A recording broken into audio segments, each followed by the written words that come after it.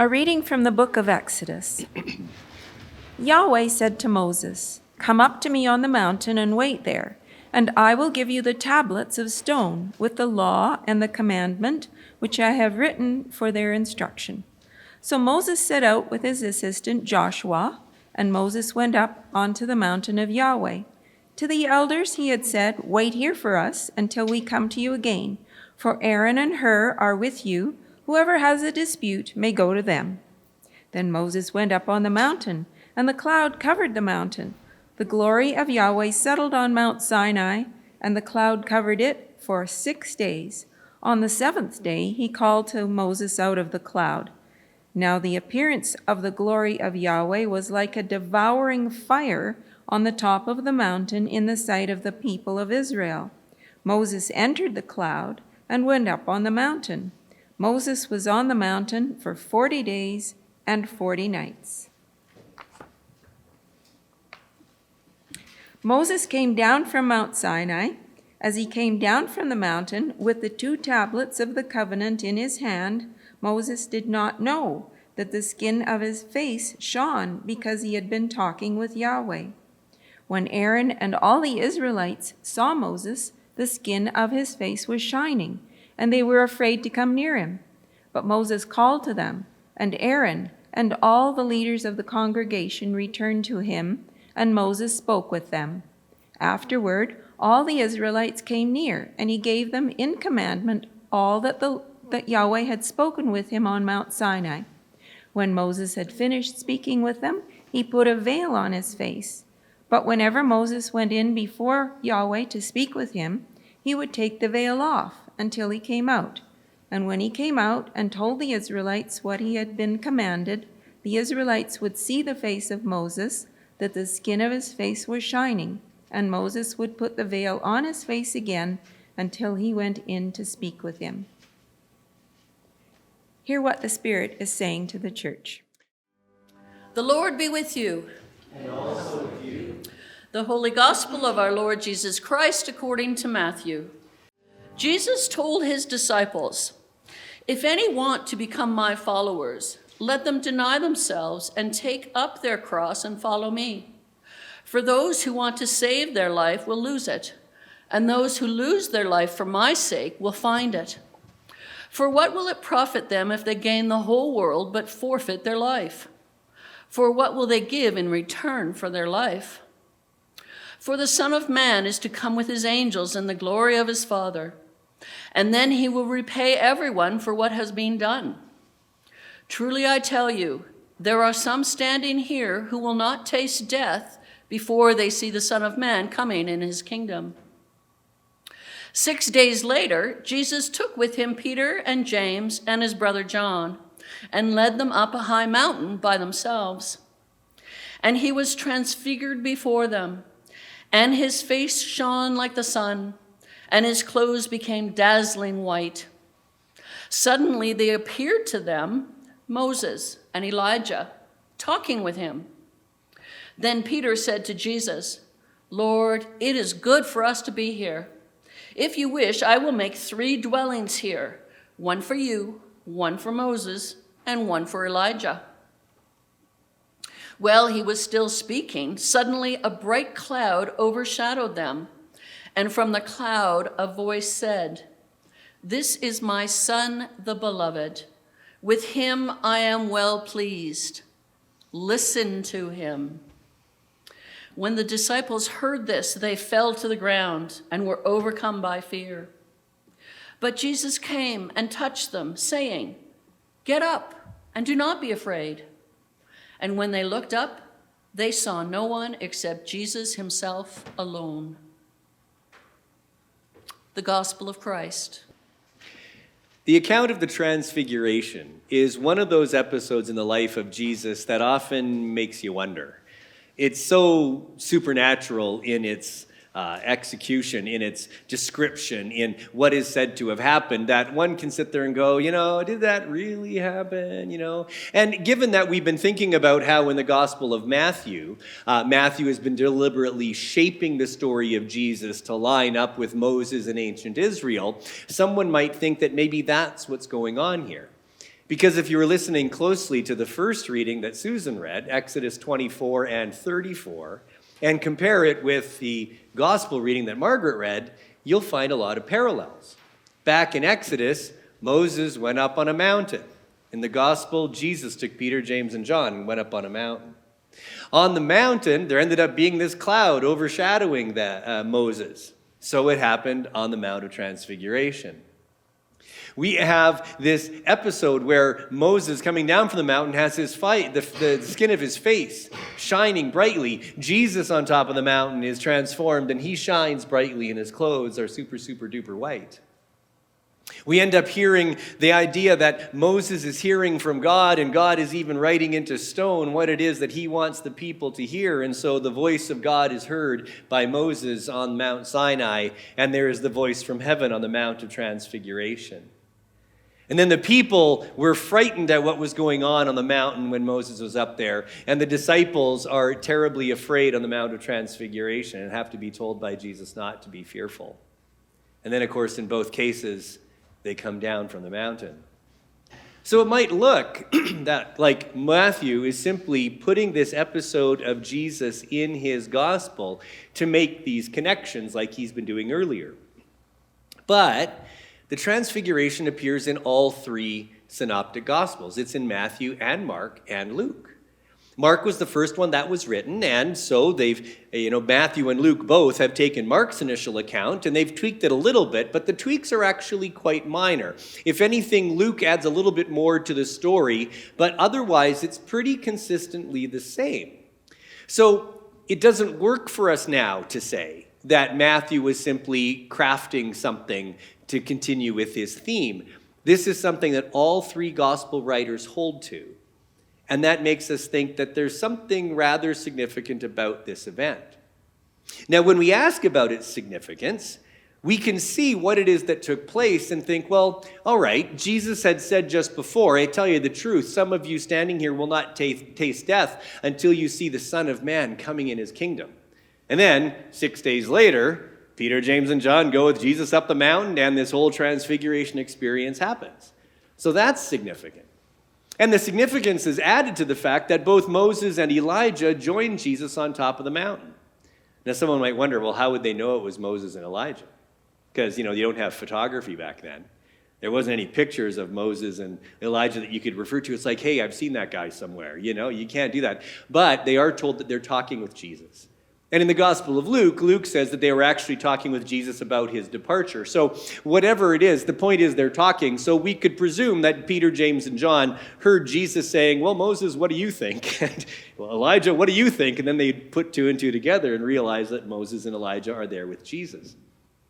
Of course, the significance about that is at another level yet again, because Moses represents the law, the Torah, and Elijah is considered the greatest of the prophets. He represents the prophets. And when you hear references to the law and the prophets, that's referring to the entire Hebrew Bible. That's one of the ways that the Old Testament is called. So here Jesus is connected with the law and the prophets, with Moses and Elijah, which is also adding something hugely meaningful to this whole episode. And so one might say that the significance of the Transfiguration is that here Peter, James, and John got to see clearly this connection of Jesus, the one that they've come to understand as the Messiah, as being connected significantly to the Hebrew Bible, to Moses and Elijah. And in his transfiguration, you see something of his divinity, that Jesus is indeed divine. And this is the thing that needs to be paid attention to. And the voice from heaven even says, "This is my Son whom I love. With him I am well pleased." And we could go, there it is. That's why the transfiguration is so important. This zoomy experience of seeing the glory of God clearly through Jesus. But then we have to ask, why then did only Peter, James, and John get to see that? And in fact, when they come down from the mountain, Jesus will tell them, now don't say anything about what you've seen here until after I have been raised from the dead. Okay, if this is so important, why would Peter, James, and John not be allowed to talk about it until later? Why is it that only the three would come? Now we know that Peter was the first among equals among the 12 apostles, and Peter, James, and John were kind of like the tight group that Jesus had among his 12 apostles, and then he had additional disciples on top of that. So in some ways it's not exactly unique that Peter, James, and John might be taken aside, but if this is such a significant thing to think that Peter, James, and John got to experience this amazing vision of Jesus, why would it only be them? Wouldn't it make sense for others to see that too? If the whole idea was to get the picture of the divinity and the power and the majesty of Christ, wouldn't it make sense for more people to see that than just those three? And in fact, the reality is the only reason that we know this happened at all is because Peter, James, and John did say something about it. Otherwise, it would have been lost to the mists of time. But could it be that the significance of the Transfiguration is not the amazing, zoomy visual experience that Peter, James, and John had, but what the outflow of that was meant to be? Because you see, the voice from heaven said a little bit more than what I had just quoted. "This is my Son, whom I love. With him I am well pleased. Listen to him," was the last thing the voice says. And when we hear that word, listen to him, well, now we start to see what the real emphasis of this episode is all about. The idea is that Peter, James, and John certainly have this visionary experience which amazes them and just nails things down for them, but the practical point of the Transfiguration is to listen to what Jesus has been saying. And you don't have to have a mountaintop experience in order to be able to do that. You don't have to be one to have experienced this to understand that you can listen to the words of Jesus, to pay close attention to them, ultimately to do what it is that he says. For Peter, James, and John, perhaps they were given this experience so that as the leadership among the apostles and the rest of the disciples, they were able to be fully convinced in their own minds and then continue to pass on the importance of listening to Jesus. And in fact, at the last chapter of the book of Matthew, Jesus will say to his disciples, "Go into all the world and make disciples of all nations, baptizing them in the name of the Father and the Son and the Holy Spirit, and teaching them to obey everything I have commanded you." Which would mean that the disciples had been listening to Jesus in the first place in order to pass that on to someone else. So the real point, I would suggest, about the Transfiguration is less about the revelation of God's glory in Christ and more about the unquestioning last statement of the voice that Jesus is someone to listen to. Now, that's nowhere near as exciting as looking for a glory experience like that. It's way more fun to think, what would it have been like to have been Peter, James, and John and been on the Mount of Transfiguration and seen Jesus like that? Yeah, that would have been pretty cool, but there was only those three guys that got that experience. None of the other apostles did. None of the first century disciples did. And why would we think that we ought to be so special that maybe that might happen to us one day? That's not the point. The point is to come away from the account of that mountaintop experience with those three words ringing in our ears. Listen to him. Now, what had Jesus been saying that we should listen to him? Well, of course, he's been teaching all sorts of things on several occasions. There's no question there. But in the earlier part of that gospel reading, Jesus told his disciples, "If any want to become my followers, let them deny themselves and take up their cross and follow me. For those who want to save their life will lose it, but those who lose their life for my sake will find it." That isn't quite as exciting as being able to have the mountaintop transfiguration experience. But that's what Jesus had said just 6 days before. And now they're being reminded, you got to pay attention to that. We'd kind of rather not do that, because Jesus says things that are really challenging. Jesus gives us instructions that are hard to do. You know, we have the standard, love God, love your neighbor. Okay, everybody heard that, you know. I mean, we hear that all the time. And in the 8 o'clock service, you hear that recited every Sunday morning, you know. Like, that's just normal. Everybody knows that. Like, come on, give me something a little bit more interesting. But no, that's what Jesus said we're supposed to do. He said we're supposed to love our enemies. He said we're supposed to forgive our brother or sister if they sin against us over and over and over again. He said that if someone wants to force us to go 1 mile with them, we should be ready to go a second mile for them. We're supposed to give to anyone who asks. We're supposed to be one who looks out for the needs of others. And to recognize that when we do things for the least of these, we're doing them to Jesus. But those things aren't as exciting, and they're actually kind of challenging. They're rather mundane, and they are often really hard to do. And truth be told, I think the history of the Christian church would show that we would much rather try to do our best to somehow recreate something of the atmosphere of the Mount of Transfiguration, whether we've got gold leaf everywhere in our sanctuaries or we're trying to have a charismatic worship service and we've got music going and we just want the glory of God to fall, because it's way more fun to worship Jesus than it is to do what Jesus said. But it's interesting, Jesus actually never told us to worship him. Now, I'm not saying it's wrong to worship Jesus. Don't misunderstand me. But it's interesting that he never required his disciples to worship him. Instead, he gave them instruction on how to live, that the kingdom of heaven might be seen in us.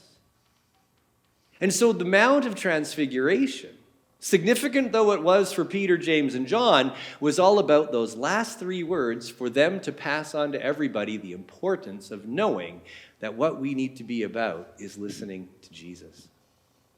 So how do we do that? Well, sometimes we think it'd be great if we actually could literally listen to Jesus. And some people will say that they'd had an experience or they even heard a voice audibly and they took that to be Jesus or God or something. But that's relatively few of us. If we're trying to once again make listening to Jesus something zoomy, we're already on the wrong track. Because now we're trying to recreate something of this. Oh yeah, I heard Jesus today. Well, sometimes that's what we mean if we feel an urge within us and we think that the Spirit of God is at work, the Spirit of Jesus is saying something. But it's still far simpler than that. Listening to Jesus means, for us, reading what it is that he said and taking it seriously. Looking at the words that have been recorded of the things that he said, and then just simply saying, okay, if I was standing there and Jesus said that right in front of me, how would I take it? How would I put it into practice? Because it is in putting into practice the things that Jesus taught that we see the thing Jesus promised coming. The kingdom of heaven will be revealed when people are acting in the way that he said we are to act. When we are doing what he said we would do, when we are exhibiting those very qualities that he celebrated about the kingdom of heaven. And there's no shortcut. That's how it goes. But it's relatively boring. It's relatively mundane. It's nowhere near as exciting as the zoomy stuff. If you go into a Christian bookstore, any Christian bookstore these days, you will find a section devoted to spiritual warfare. Because we would rather try to figure out what Paul meant when he said that there are powers and principalities and rulers of this dark age. We would rather deal with we wrestle not against flesh and blood, but with those same powers and try to figure out, okay, how does that go? You know, how can I be more spiritually in tune? And a lot of people are really hung up on, how to deal with demons or angels and all of that. When Jesus talked very little about spiritual warfare and way more about spiritual agriculture. Because he would talk about planting seeds. And being careful not to uproot wheat when you're thinking you should uproot the weeds. He would talk more about seeing things grow and cultivate and develop. You see very little about Jesus teaching about going in and conquering something. In fact, he was quite the opposite. Jesus' approach is something subversive, something that works under the scenes, something that has an influence from within that begins to change the larger picture. Nowhere near as exciting. But that's the way Jesus said it works. And so how, then, can we take this and put it into practice, this listening to Jesus thing? Well, By way of example, let's just go ahead and take one of the things that Jesus commanded that we should do. The one where he said, love your enemies and do good to those that harm you.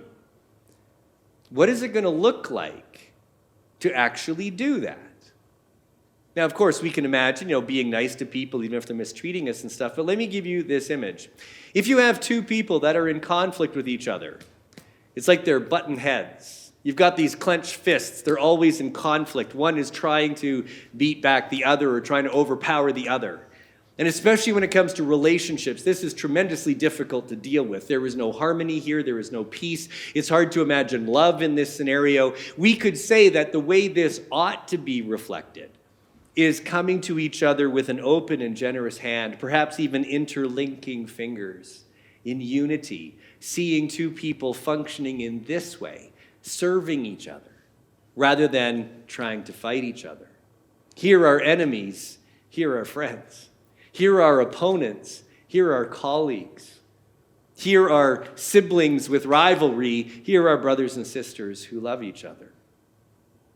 But if you find yourself in this situation, how do you get to this spot?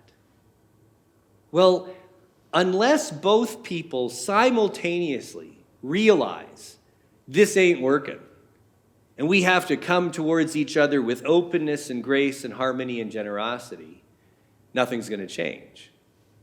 Unless, in this situation, one person realizes, I can't keep doing this.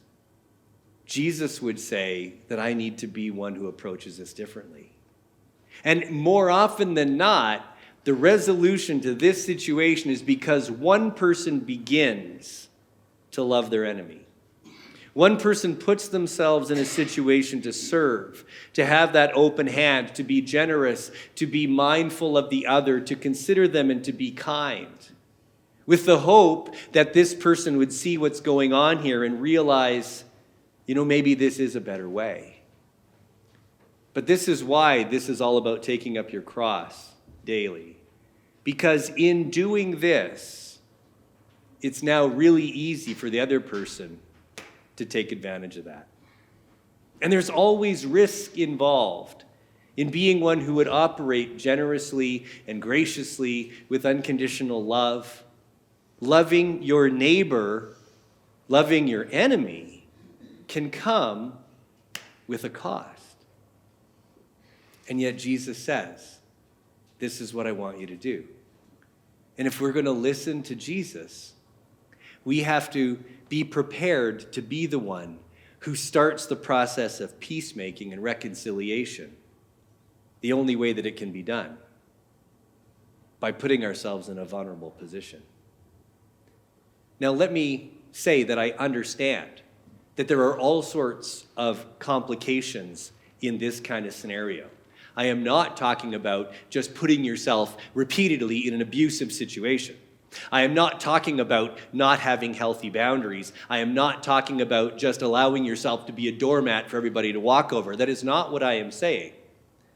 But I am saying, because I think Jesus is saying that in order to love your enemy, the only way it can be done is to be the one to take this first step. And there is risk involved, and there is a potential cost. But the hope is that this is what will change things. And if we're going to see the kingdom of heaven on earth, a place marked by peace and harmony and mutual submission and fellowship and love and all of these things, how else can it come? Apart from just waiting for Jesus to come back and fix everything. But that's not how Jesus ever talked. He said, this is our task. And one of the reasons why listening to Jesus involves picking up our cross daily and dying to ourselves is so often when we are following Jesus in this way, we don't see the results we would expect that we would see. And so often, choosing to do things like this and the other things he talks about, it just doesn't look like it works. And so then it's easy for us to say, okay, it's nice for Jesus to talk about that. But in this real world, how can I? And yet, Oftentimes you hear about people who at some point in their lives kind of had this turning around, awakening, born-again experience even, if you will. And they realize that life should be different. And they can look back and they can see, I get it now. That when my friend or the guy that I saw as my enemy changed his attitude toward me, now I get it, that he was trying to show love to me. Now I understand that this person was trying to be gracious to me. Now I get what was going on, and now the penny has dropped, and I need to realize that I have to start living more like that. At this moment, it didn't work. But he just went ahead and clamped down on that person. But now he can look back and realize, I get it now. And the thing of it is if everybody learns to respond like this, then of course things are better. But how is it going to start? Only when someone listens to Jesus and begins to live in accordance with his will and purpose. It's not zoomy. It's not exciting. It's hard. It's mundane. And there's risk involved.